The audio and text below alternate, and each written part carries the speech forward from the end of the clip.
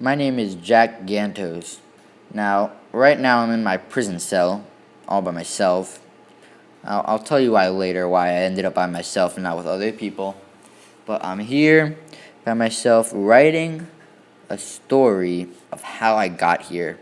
I'm writing in between the lines of a book because there's no notebook paper that you could just get in jail. So I just borrowed a book from the library and I was writing it.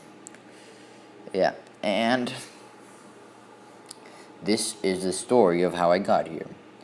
I when I was I lived in Florida, and one time when I was in school, these guys from prison came over and they were like, "Oh, this is how I got in prison. I did this. I jaywalked and I got to prison." And yeah, I mean, I don't really remember the stories exactly, but yeah, I was kind of scared. I'm like, I don't want to go to prison. I'm not gonna do anything bad. I'm not like an idiot like them.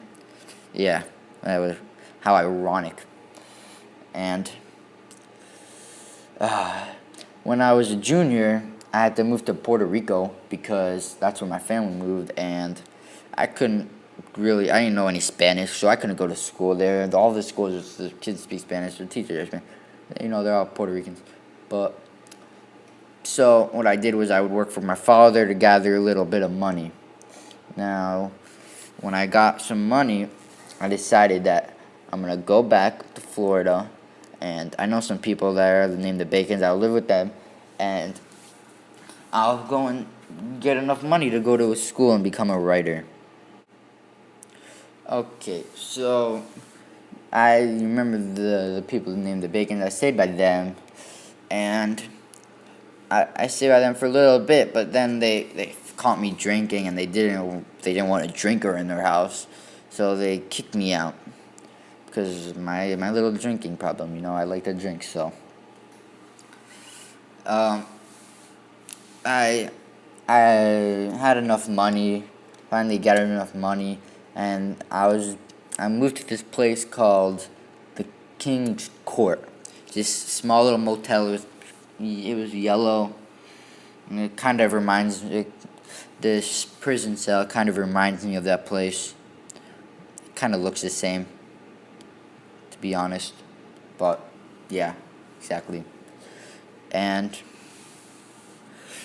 so while I was there one time, this funny thing happened. There was this little party, and that the neighbors had, and they invited me. They're like, "Yo, Jack, come over. We're smoking some marijuana." I'm like, "What? You're smoking?" They're like, "You gotta try it. It's the best stuff ever." I'm like, "What? I don't want to do this." And they're like, "Please." I'm like, "Fine." I smoked a little marijuana. Yeah, but I promised myself I'll never do marijuana again.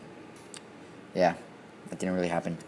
But so I stayed in the King's Court for about a year.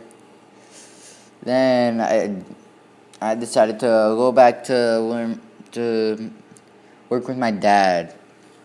I went to he lived at this place. It was called like Saint Croix, and there I would work with my dad with his construction business.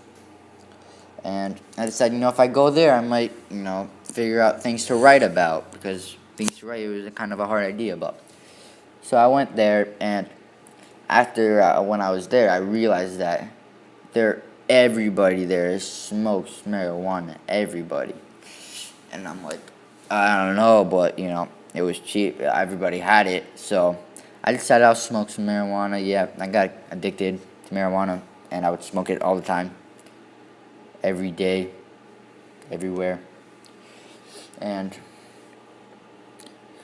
the yeah, and this guy, I didn't have a lot of money, and this guy Rick, he knew I didn't have a lot of money, and he offered me $10,000 for me to smuggle a little bit of hash from Virgin Islands to New York City. And I'm like, $10,000, little, how hard could this be? What's the worst that's gonna happen? Nothing's gonna happen. But so I get on this boat. It's like a 60-foot boat, pretty big. And this guy named Hamilton, he couldn't handle all the sails and everything for this boat all by himself. So they needed me. That's where I come in. I would just go and help him. $10,000 is not a bad deal. Now, the amount of hash, it was about 2,000 pounds, which you can imagine is a lot. Yeah, so I was on the boat every day. It was very, very hard work with the sails and everything. But here this is one funny story that happened. I don't want to take too much time, so I'll say this pretty fast. There was, you gotta poop, and there wasn't any toilet on the boat. So what I did is I would just hang off the side of the boat, and pull down my pants and poop a little bit. So after that, I did that every day, and the Hamilton guy, he had a pretty nice beard, and he said that he's like, that's not how you do it.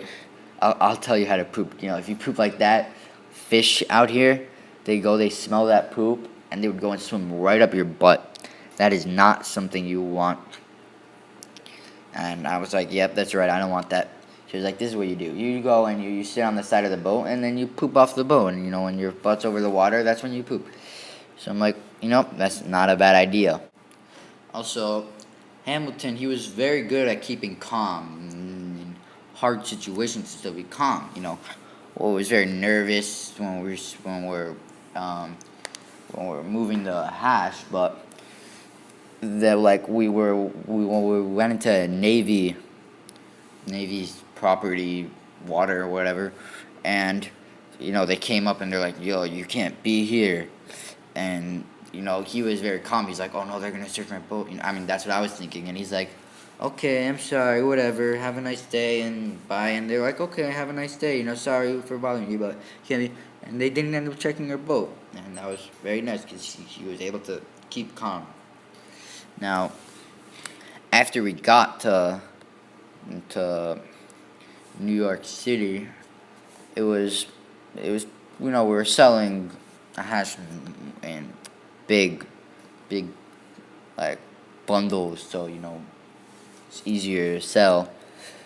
And the FBI, they were onto us the whole time. They had views from the top. They were so see, I don't know how they did that spot. I don't know. It was crazy. They knew what we were up to. And then when they found out, when they finally figured it out that we were selling hash and everything, they were okay. We gotta get these people. Can't let them do what they do. So we were staying at this little hotel, motel, or something. I don't know, whatever. And that's when the FBI, they came in, and I saw them from the top, and I'm like, oh no, they're coming. So what happens is I go, and I'm staying there, but Hamilton ran out, and I'm like, oh crap, I need to leave, but I can't go out the front door, because if I go out the front door, they're gonna catch me. I can't go out the back. I go out the back, they're probably waiting in the back for me. But I'm like, you know what? I'm gonna act calm, take my suitcase, I'm just gonna walk out. That's what I did. I walked out, and I'm like, what? There's no FBI. So yeah, I go and I escape. Now this is what happened to Hamilton. What he did is he was like, oh, I need to shave my beard off. They know what I look like. So when he goes to the nearest barber, and he's like, oh, shave my beard off. And the guy's like, your beard is so pretty. Why would I shave it off? And, I'm like, Hamilton's like, you gotta shave it off. Now, right now. He's like, no, I can't shave it off. So he's like, okay, peace, deuces. And he goes and leaves. And he goes to the next barbershop. When he's going there, that's when the FBI catch him. So they were all working on catching him when they forgot about me for a second. So I leave, and I call my dad. And I'm like, I call him from a payphone, and he's like, what the hell, man? There's FBI surrounding my house. This is crazy. What did you do? What the?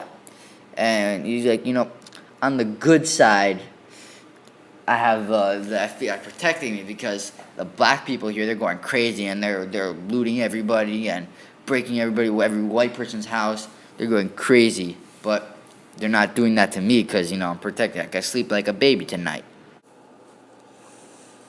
So I asked my dad, I'm like, what should I do? He said, turn yourself in. They're going to find you anyways. You should just turn yourself in. It'll be better if you trust me. So I'm like, fine, I'll turn myself in. I got a lawyer. We have to try to fight a little bit. But I had to end up going to jail. And that is when I asked for a book from the library. And this is a book that I'm writing in right now. And I'm writing In Between the Lines book. Now, yeah,